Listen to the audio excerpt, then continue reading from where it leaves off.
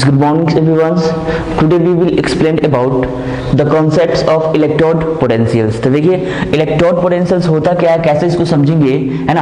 हमने आपको बताया था इलेक्ट्रोकेमिकल सेल में आपका पार्टिकुलरली अलग अलग क्या था, 2 हाफ सेल था। एक क्या था, ऑक्सीडेशन हाफ सेल, और एक क्या था, रिडक्शन हाफ सेल।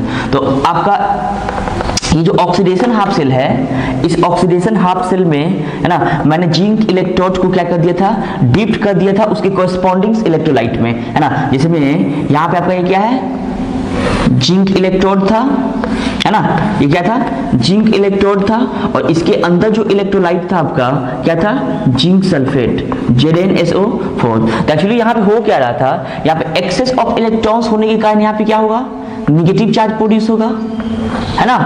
यहाँ पे क्या होगा, निगेटिव चार्ज प्रोड्यूस होगा, है ना। और यहाँ पे जो आपका Zn2+ यहाँ पे डिसोसिएट हो रहा था, तो ये क्या है, पॉजिटिवली चार्ज स्पीशीज था।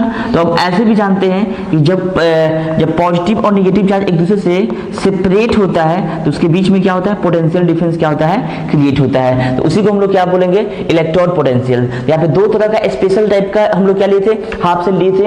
एक क्या था, ऑक्सीडेशन हाफ सेल, और एक क्या था, रिडक्शन हाफ सेल। तो ऑक्सीडेशन हाफ सेल के केस में उसको हम बोलेंगे क्या, ऑक्सीडेशन इलेक्ट्रोड पोटेंशियल्स, और रिडक्शन के केस में हम क्या यूज करेंगे, रिडक्शंस इलेक्ट्रोड पोटेंशियल। तो सबसे पहले इलेक्ट्रोड पोटेंशियल को हम डिफाइन करेंगे। व्हाट इज इलेक्ट्रोड पोटेंशियल्स, है ना, the potential difference which facilitating the flow of electrons in the different phase are known as क्या, इलेक्ट्रोड पोटेंशियल्स। एक बार फिर से, है ना, तो इलेक्ट्रोड पोटेंशियल किसको कहेंगे, है ना, the potential difference which facilitating the flow of electrons in 2 different phases are known as क्या, इलेक्ट्रोड पोटेंशियल। तो आप बताइए इसका अपना कुछ क्या होगा, पोटेंशियल डिफरेंस होगा। उसी प्रकार कैथोड का भी, है ना, cathode that means reduction half cell का भी अपना कुछ क्या होगा, इलेक्ट्रोड पोटेंशियल होगा, है ना। तो ऑक्सीडेशन हाफ सेल के लिए जो हम लोग टर्म्स यूज करेंगे, क्या यूज करेंगे, ऑक्सीडेशन इलेक्ट्रोड पोटेंशियल्स, और उसके लिए क्या यूज करेंगे, रिडक्शन इलेक्ट्रोड पोटेंशियल। तो यहाँ से इलेक्ट्रोड पोटेंशियल्स को हम लोग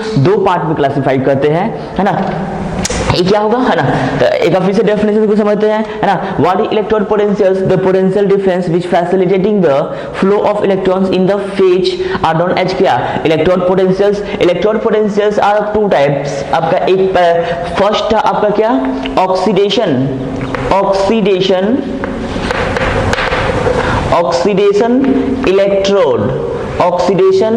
इलेक्ट्रोड पोटेंशियल, है ना।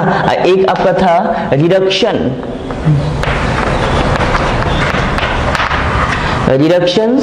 इलेक्ट्रोड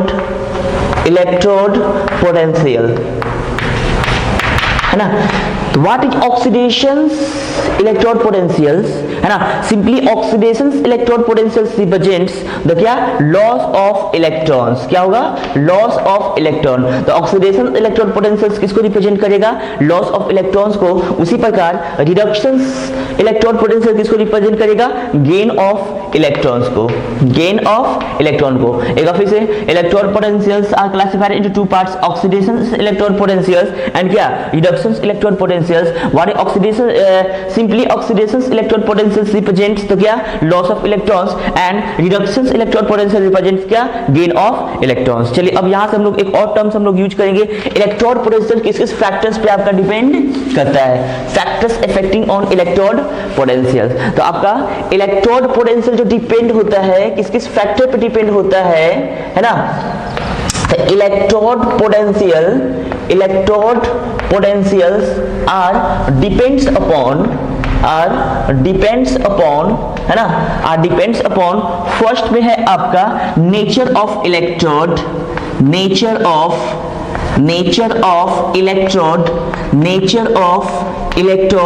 सेकेंड concentration of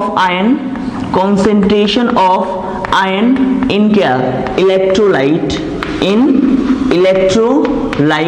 और थर्ड था आपका टेम्परेचर, थर्ड क्या था आपका टेम्परेचर। एक बार फिर से है ना, इलेक्ट्रोड पोटेंशियल किस किस फैक्टर पर डिपेंड करता है? तो सबसे पहला फैक्टर्स होगा है ना नेचर ऑफ इलेक्ट्रोड, उसके बाद में क्या है आपका concentrations of ions in the क्या इलेक्ट्रोलाइट एंड क्या टेम्परेचर। इस तीन फैक्टर्स पे आपका इलेक्ट्रोड पोटेंशियल क्या होता है डिपेंड्स करता है। तो अब बताइए जब इसी तीनों फैक्टर्स का टर्म्स जब हम लोग कांस्टेंट कर देंगे तो वहां पे एक टर्म्स यूज करते हैं स्टैंडर्ड इलेक्ट्रोड पोटेंशियल। चलिए तो आइए समझते हैं स्टैंडर्ड इलेक्ट्रोड पोटेंशियल होता क्या है।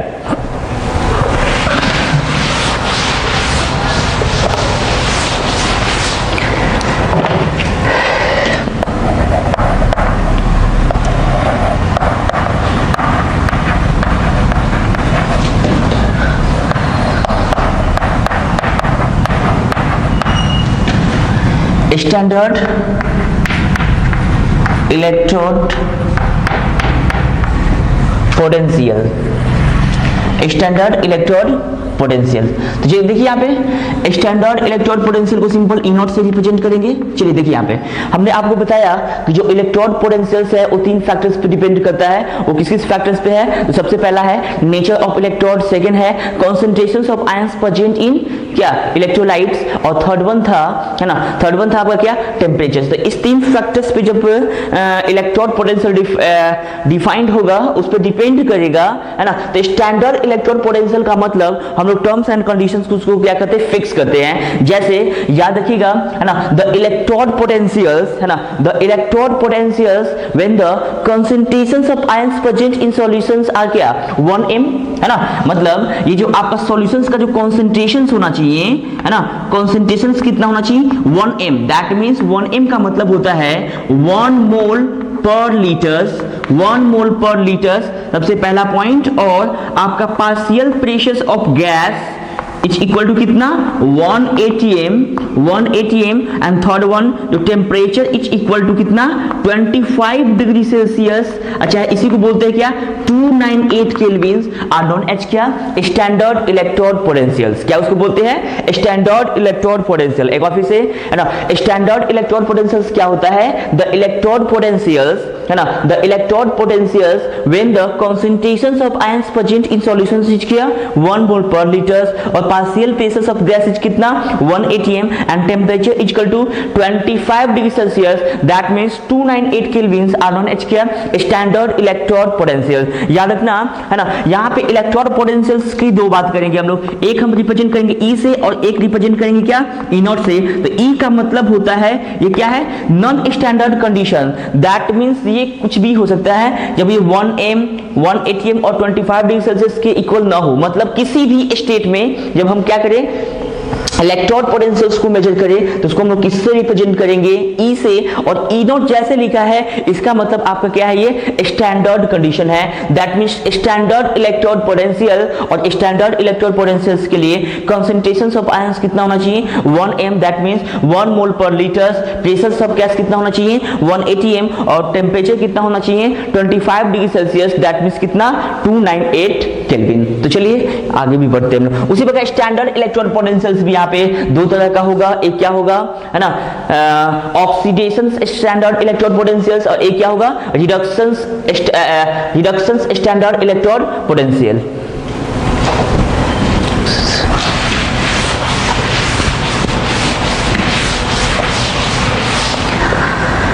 चलिए हम लोग एक और टर्म समझेंगे हम लोग ईएमएफ और सेल पोटेंशियल, बहुत इंपॉर्टेंट है ना।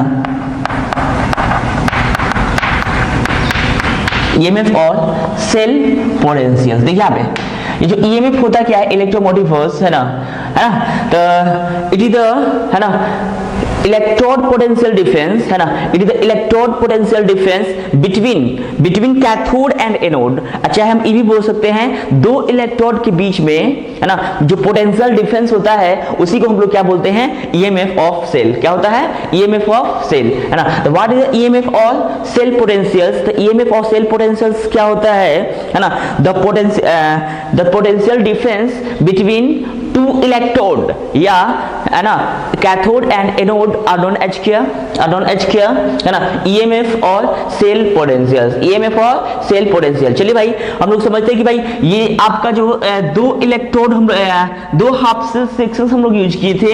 एक आपका क्या था, आपका ऑक्सीडेशन हाफ रिएक्शंस, और एक आपका क्या था रिडक्शन हाफ सेल रिएक्शंस। और आप लोग को ऐसे भी पता है ना, एक केस में ऑक्सीडेशन हाफ सेल रिएक्शंस, तो आपका ई सेल है ना, E cell that means EMF of cell जो हम लोग लिखते हैं है ना, ईएमएफ ऑफ सेल लिखते हैं। तो दो तरह का हम लोग बताए थे इलेक्ट्रोड पोटेंशियल्स, दो तरह का बताए थे हम। एक क्या था ऑक्सीडेशन इलेक्ट्रोड पोटेंशियल्स और एक क्या होता है रिडक्शन इलेक्ट्रोड पोटेंशियल्स। और दोनों मिलाने के बाद, क्योंकि एक इलेक्ट्रोकेमिकल सेल में आपका क्या क्या होता है, एक ही इलेक्ट्रोकेमिकल सेल में दोनों प्रोसेस होता है। आपका एक क्या होता है ऑक्सीडेशन भी होता है एक जगह, और एक क्या होता है रिडक्शन भी होता है। इसलिए हम दोनों को क्या करते हैं ऐड करते हैं। तो E cell EMF of cell यहाँ पे ऑक्सीडेशन के कारण भी और रिडक्शन दैट मींस एनोड के कारण भी और कैथोड के कारण भी जो आपका पोटेंशियल्स इलेक्ट्रोड पोटेंशियल डेवलप्ड होगा, दोनों को हम लोग क्या करेंगे ऐड करेंगे। तो E cell is equal to क्या होगा E।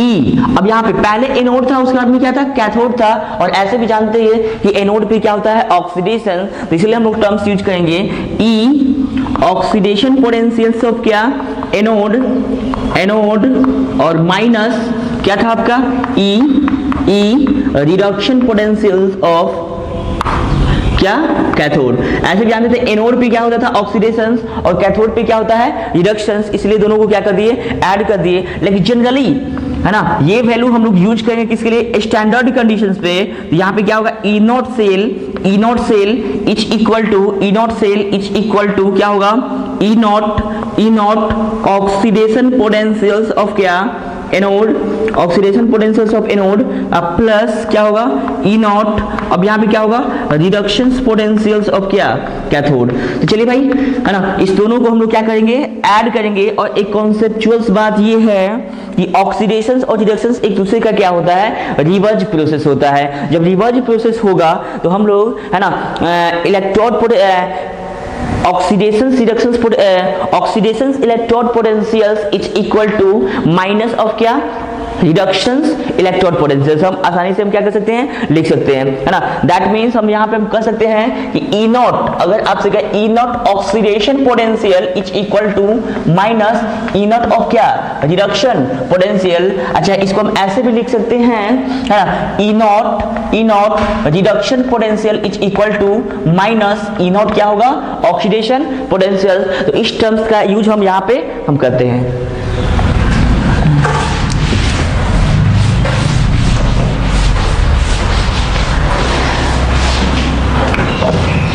चलिए तो यहां से हमको पता चला E not cell is equal to क्या होगा E naught oxidation potential of क्या एनोड, ऑक्सीडेशन पोटेंशियल ऑफ क्या एनोड, और प्लस क्या होगा E naught reduction potentials of क्या होगा कैथोड है ना।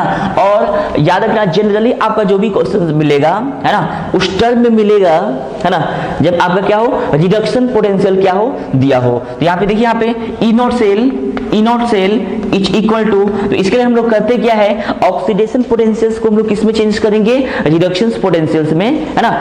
ऑक्सीडेशन पोटेंशियल्स है ना, ऑक्सीडेशन पोटेंशियल्स को रिडक्शन पोटेंशियल्स में चेंज करने के लिए हम लोग क्या करेंगे माइनस से मल्टीप्लाई करेंगे। तो यहाँ पे क्या होगा यहाँ पे जब इसको रिडक्शन पोटेंशियल्स में चेंज करना हो तो क्या होगा minus E naught reduction potentials of क्या एनोड और माइनस क्या होगा E naught reduction potentials of क्या कैथोड प्लस, यहाँ पे प्लस होगा है ना। तो अब बताइए यहाँ से क्या होगा ई नॉट सेल, ये फॉर्मूला बहुत इंपॉर्टेंट है और हर जगह यूज होगा। चलिए तो E not cell is equal to क्या होगा भाई E naught reduction potentials of क्या कैथोड माइनस क्या होगा minus E naught reduction potential of क्या एनोड है ना। और ऐसे भी जानते हैं कैथोड आपका कहाँ पे होता है ना लेफ्ट साइड में, और एनोड कहाँ होता है राइट साइड में है ना। तो लेफ्ट में से राइट वाले टर्म्स को हम लोग क्या करेंगे सब्सट्रैक्ट करेंगे। यहाँ से ई नॉट सेल बहुत ही इंपॉर्टेंट फॉर्मूला है ना, स्टैंडर्ड है ना, standard electrode potentials find out करने के लिए है ना हम लोग एक फॉर्मूला अप्लाई करेंगे है ना, standard electrode reduction potentials of cathode और minus standard electrode reduction potentials of क्या, एनोड है ना। तो ये फॉर्मूला बार बार क्या होगा, यूज होगा। चलिए इसको एप्लीकेशंस भी हम लोग यूज करेंगे।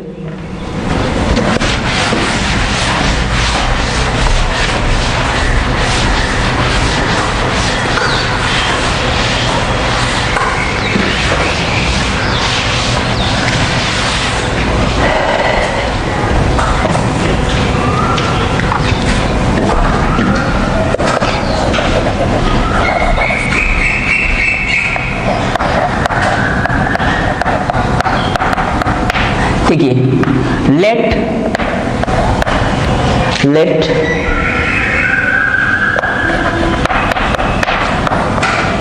Reduction potentials of A is equal to क्या, X and E naught reduction potentials of B is equal to क्या, वाई। देखिए यहाँ पे दो केस लेते हैं। केस फर्स्ट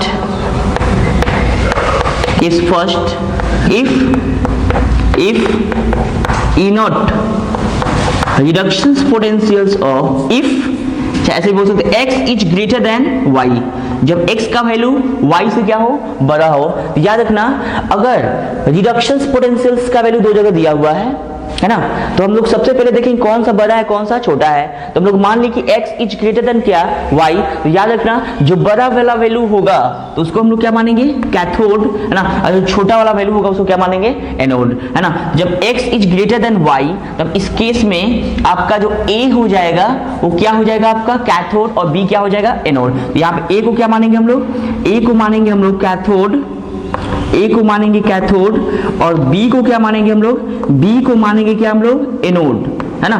B को क्या मानेंगे, एनोड। और इस केस में जो ई नोट सेल होगा है ना, E naught cell is equal to, मैंने आपको बता चुका हूं कि है ना कि आपका ई नोट सेल होता है वह रिडक्शन पोटेंशियल्स ऑफ क्या, कैथोड, माइनस क्या होता है, स्टैंडर्ड रिडक्शन पोटेंशियल ऑफ क्या होता है, एनोड। तो कैथोड में से एनोड को घटाएंगे तो कैथोड का स्टैंडर्ड रिडक्शन पोटेंशियल कितना है, x, और एनोड का कितना है, y, b का कितना y, यहाँ पे क्या होगा, x माइनस क्या, y।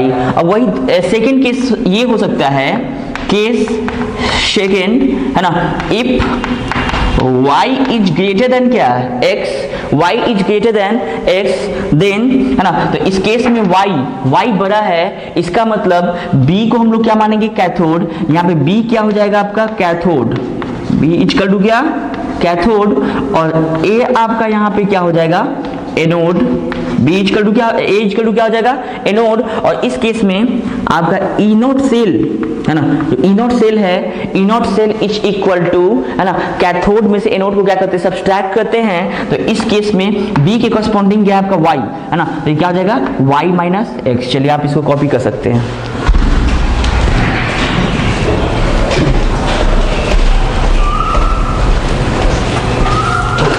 कॉपी का क्वेश्चन था इसमें, अधिक हाँ हो गया ना, अभी थोड़ा और है, एक और वीडियो बनाएंगे इसमें।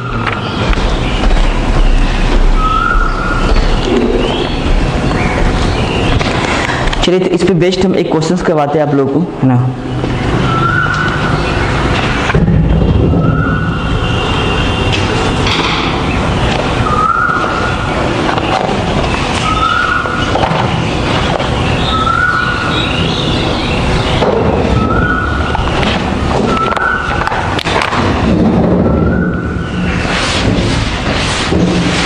चलिए इस पे बेस्ड हम एक क्वेश्चन करवाते हैं है ना, उसके बाद में आप डिस्क्रिप्शन से आप डाउनलोड कर सकते हैं है ना, उस टाइप पे जो भी क्वेश्चंस होंगे वो आपको मिल जाएगा।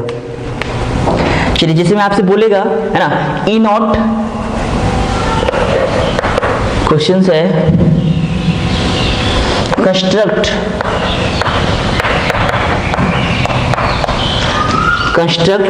The cell using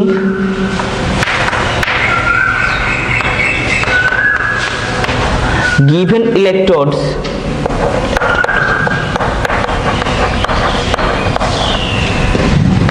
at 25 degree Celsius, find its standard EMF. Standard EMF। तो फर्स्ट क्वेश्चन है आपका E not AG plus 2AG is equal to 0.80 volt and यहाँ पे देखिए E not AG plus 2AG equal to कितना है 0.80 volt है ना, और E not Zn2 plus Zn क्या है -0.74 वोल्ट। तो सबसे पहले हमको ये देखना है ये एक्चुअली ये स्टैंडर्ड रिडक्शन पोटेंशियल दिया हुआ है कि नहीं। तो इसको पहचानने के लिए हम लोग ये देखेंगे कि रिडक्शन हो रहा है या नहीं हो रहा है। तो यहाँ पे देखिए AG का ऑक्सीडेशन स्टेट कितना है +1, और यहाँ पे AG का ऑक्सीडेशन स्टेट क्या है 0, और ऑक्सीडेशन स्टेट कहाँ से कहाँ चेंज हुआ है +1 से 0। तो यहाँ पे हम लोग को पता हो गया कि यहाँ पे क्या हो रहा है रिडक्शन। तो इसलिए यहाँ पे क्या होगा ये स्टैंडर्ड रिडक्शन पोटेंशियल का वैल्यू दिया हुआ है। चलिए उसी प्रकार यहाँ पे है ना जिंक पे +2 है और यहाँ पे जिंक पे क्या है 0 है। तो decrease in oxidation state are known as क्या रिडक्शन। तो यहाँ पे जो वैल्यू दिया हुआ है वो किसका दिया हुआ है स्टैंडर्ड रिडक्शन पोटेंशियल है ना। तो यहाँ से ये हमको पता चला भाई। हाँ एक बात और, अगर यहाँ पे ऑक्सीडेशन पोटेंशियल का वैल्यू दिया होता है ना तो उसको सबसे पहले हम लोग क्या करते हैं रिडक्शन पोटेंशियल के टर्म में हम लोग क्या करते हैं चेंज करते हैं, ताकि फॉर्मूला अप्लाई करना काफी क्या होता है आसान होता है। तो चलिए भाई हम लोग को ये पता चला ये भी स्टैंडर्ड रिडक्शन पोटेंशियल का वैल्यू कितना है 0.80 वोल्ट, और यहाँ पे Zn2 प्लस Zn क्या है -0.74। और आपको पता है जो ज्यादा वाला वैल्यू होता है उसको हम लोग क्या मानते हैं कैथोड, क्या बोलते हैं इसको कैथोड, और ये आपका क्या हो जाएगा एनोड। ये क्या हो जाएगा एनोड। और हम ऐसे भी जानते हैं कि जो ई नॉट सेल होता है ना, तो E not cell is equal to क्या होता है E naught reduction potential of क्या कैथोड माइनस क्या होता है भाई E naught reduction potential of क्या एनोड है ना। तो हमको पता चल गया कि कौन सा कैथोड है कौन सा क्या है एनोड है। तो ये कैथोड का वैल्यू कितना दिया हुआ है 0.80। तो क्या हो जाएगा 0 माइनस है ना। अब आपका एनोड का कितना दिया हुआ है -0.74 वोल्ट। अब दोनों को क्या कर देंगे ऐड करेंगे, यहां से 0.80 वोल्ट अब प्लस 0.74 वोल्ट। अगर दोनों को ऐड करेंगे तो कितना आएगा भाई है ना, यहाँ पे 4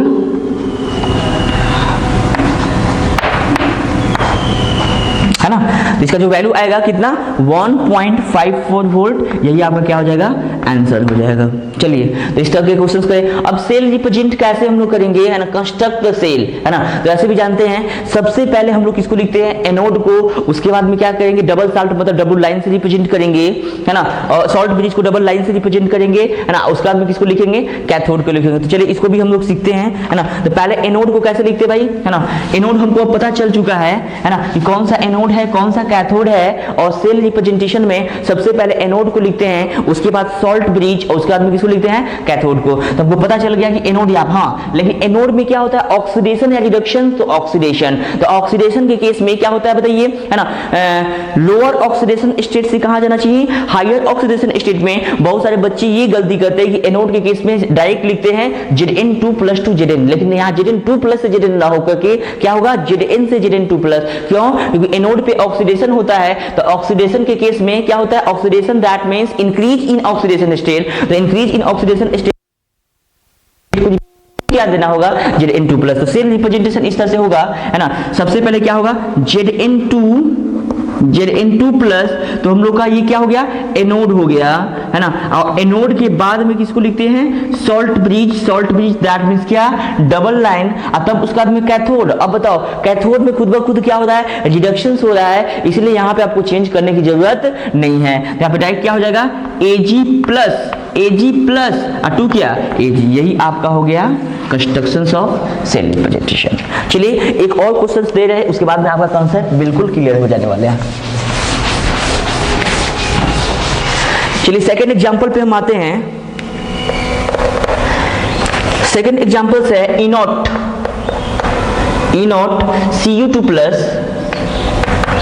Cu2+2 Cu is equal to 0.34 volt and E0 Cd2+2 Cd is equal to -0.40 volt. चलिए भाई इस क्वेश्चन को सोल्व करते हैं।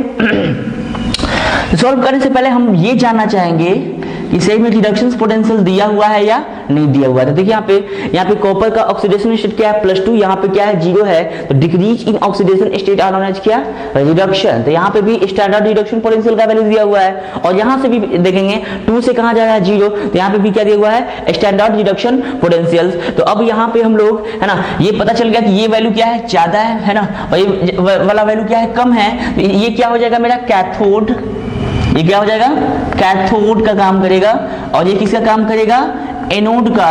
और E0 सेल में हम लोग कैथोड में से एनोड को क्या करते हैं सब्सट्रैक्ट करते हैं। यहाँ से क्या होगा E0 cell is equal to क्या होगा E0 रिडक्शन पोटेंशियल्स ऑफ क्या कैथोड, अब माइनस क्या हो जाएगा भाई E0 रिडक्शन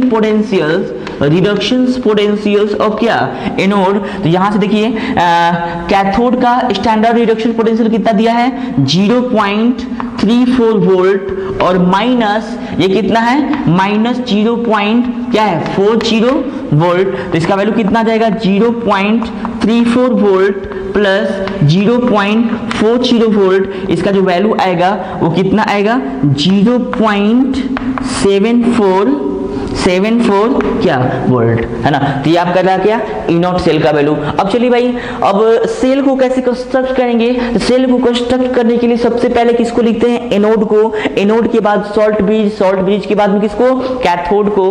और ऐसे भी जानते हैं एनोड पे क्या होता है ऑक्सीडेशन और कैथोड पे क्या होता है रिडक्शन। तो आपको ये पता करना है कि भाई यहाँ पे ऑक्सीडेशन हो रहा है कि नहीं। देखिए यहाँ पे Cd2+ से क्या है Cd पे जा रहा है, लेकिन इसमें हमको क्या चाहिए ऑक्सीडेशन चाहिए। तो ऑक्सीडेशन के लिए क्या करेंगे उल्टा करेंगे, दैट मींस Cd2 क्या Cd2+। तो देखिए किस तरह से हम इसको रिप्रेजेंट करते हैं।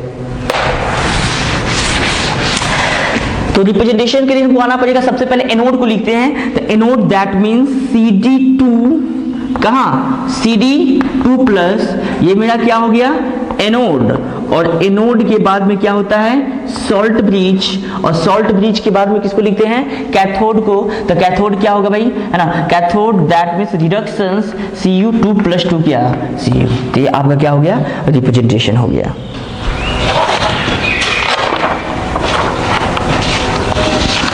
चलिए इस बेस्ट पे आपको बहुत सारे क्वेश्चंस आपको डिस्क्रिप्शन लिंक से मिल जाएगा है ना, इसको आपको करना है।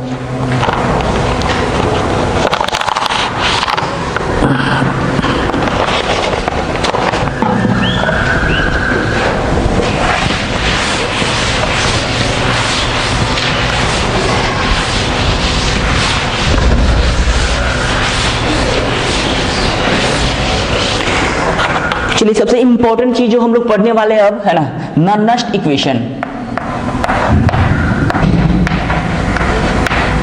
नर्नस्ट इक्वेशन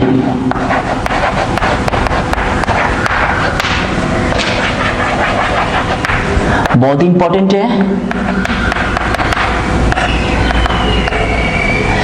देखिए कुछ टर्म्स के बारे में हम लोग जानते हैं है ना।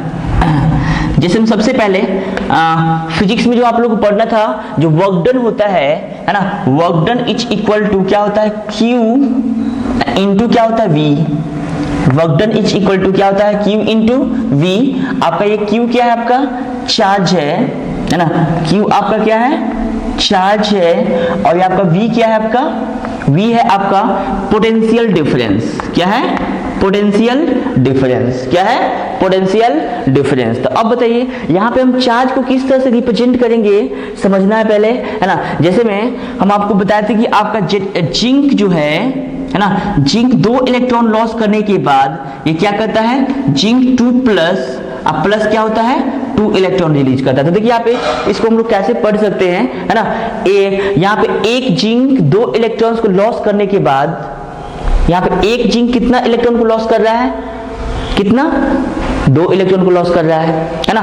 तो अगर ये 2 मोल रहेगा तो कितना रिलीज करेगा है ना, इसका 2 टाइम्स क्या कर देंगे हम लोग, मल्टीप्लाई करेंगे। तो हम लोग मान ली कि किसी भी, है ना, ऑक्सीडेशन में चाहे किसी भी रिडक्शंस में कितना नंबर ऑफ मोल्स इलेक्ट्रॉन्स या तो रिलीज कर रहा है या क्या कर रहा है, गेन कर रहा है, तो उसको हम n से रिप्रेजेंट करेंगे। यहाँ पे n क्या है, number of moles of electrons, है ना, लॉस्ट और गेन्ड इन क्या, रेडॉक्स रिएक्शंस। तो किसी भी रेडॉक्स रिएक्शंस का मतलब क्या होता है कि उसमें ऑक्सीडेशंस और रिडक्शंस दोनों क्या होता है, साइमल्टेनियसली टेक्स प्लेस होता है, उसी को हम लोग क्या बोलेंगे, रेडॉक्स रिएक्शन। तो हम लोग ये मानते हैं कि जो यहाँ पे n है, n इक्वल टू क्या है, number of moles of electrons lost और गेन्ड बाई, है ना, लॉस्ट और गेन्ड बाई क्या, रेडॉक्स रिएक्शंस। तो रेडॉक्स रिएक्शंस में जो मान लो कि number of moles of electron कितना लॉस गेन कर रहा है, तो n मोल ये कर रहा है ना। और ऐसे भी आप लोगों को पता है, आप लोग इलेक्ट्रोस्टैट चैप्टर में आप पढ़ चुके हैं, है ना, कि एक मोल इलेक्ट्रॉन्स पे जो चार्ज होता है वो 1 फैराड के क्या होता है, इक्वल होता है ना। तो पहले सबसे पहले हम इसको समझेंगे, है ना। तो n मोल इलेक्ट्रॉन्स, तो यहाँ पे समझना है पहले, है ना, तो यहाँ पे लिख सकते हैं charge on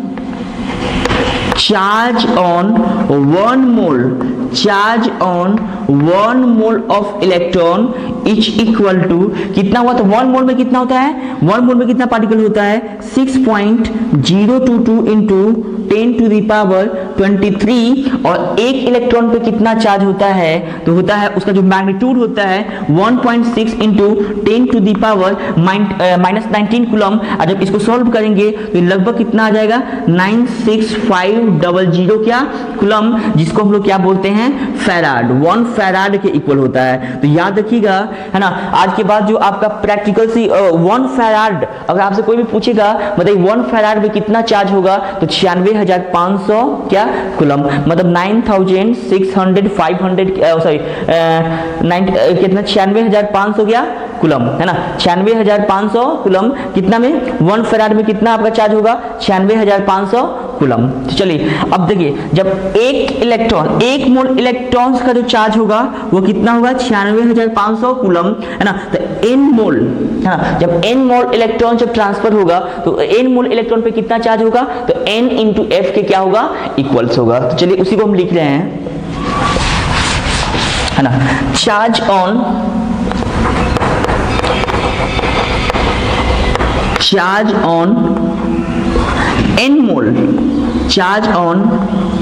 n mole electrons is equal to क्या हो जाएगा, n इंटू क्या, f, n इंटू क्या, f, जहाँ पे n क्या है, नंबर ऑफ मोल्स, और f क्या है, फैराड। और फैराड 1 फैराड में कितना चार्ज के इक्वल होता है, तो 96,500 कूलम के क्या होता है, इक्वल होता है। तो चलिए भाई, ये चार्ज जो आपका ये मतलब ये q के यहाँ पे क्या होगा, इक्वल होगा। तो q इक्वल टू क्या हो गया, nf, और v का मतलब पोटेंशियल डिफरेंस, और इलेक्ट्रोकेमिस्ट्री में पोटेंशियल डिफरेंस दैट मींस क्या, e से हम लोग क्या करते हैं, रिप्रेजेंट करते हैं। तो यहाँ से आपको पता चल गया जो वर्क डन हो जाएगा, work done is equal to क्या होगा, NF, और यहाँ पे क्या होगा, E cell, NF E cell, है ना, या तो NF ई सेल होगा, चाहे स्टैंडर्ड कंडीशंस में यही ई सेल ना होके क्या हो सकता है, ई नॉट सेल भी हो सकता है। चलिए भाई, है ना, तो W equal to NF E cell, नहीं तो क्या होगा, NF ई नॉट सेल होगा।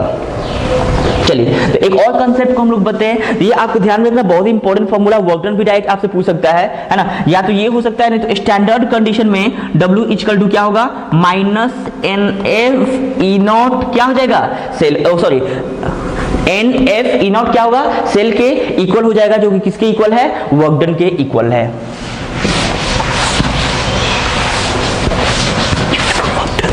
चलिए, आप लोग 11th क्लास में ही पढ़ चुके हैं डेल जी से रिलेटेड प्रॉब्लम्स। यहाँ पे डेल जी क्या होता है आपका, change in Gibbs free energy, और change in Gibbs free energy that means क्या है आपका, ये यूजफुल वर्क है। ये क्या है आपका, यूजफुल वर्क है ना, क्या है आपका, यूजफुल वर्क, है ना, जो कि 11th क्लास में आप लोग इसके बारे में डिटेल से आप पढ़ चुके हैं, है ना। तो यूजफुल वर्क है, और ऐसे भी जानते हैं कि वर्क एक तरह का क्या होता है, एनर्जी होता है। जब एनर्जी, जब कोई भी आपका यूजफुल वर्क जब करेगा कोई सिस्टम, सिस्टम से जो कोई भी वर्क डन जब आउट होगा तो निश्चित तौर पे वो क्या होगा, उसका एनर्जी धीरे धीरे क्या होगा, डिक्रीज करेगा। इसलिए W इक्वल टू, W और डेल जी में जो रिलेशन है, W इक्वल टू क्या होगा, माइनस इंटू क्या, डेल जी। ये काफी इंपॉर्टेंट कॉन्सेप्ट है, इसको ध्यान में रखिएगा। W इक्वल टू क्या होगा, माइनस डेल जी। और इससे पहले हम लोग पढ़ चुके हैं W इक्वल टू क्या होता है, NF E cell, NF E cell. तो यहां से इक्वल टू क्या होगा, डेल जी इक्वल टू क्या हो जाएगा, यहां से हम लोग लिख सकते हैं डेल जी इक्वल टू क्या,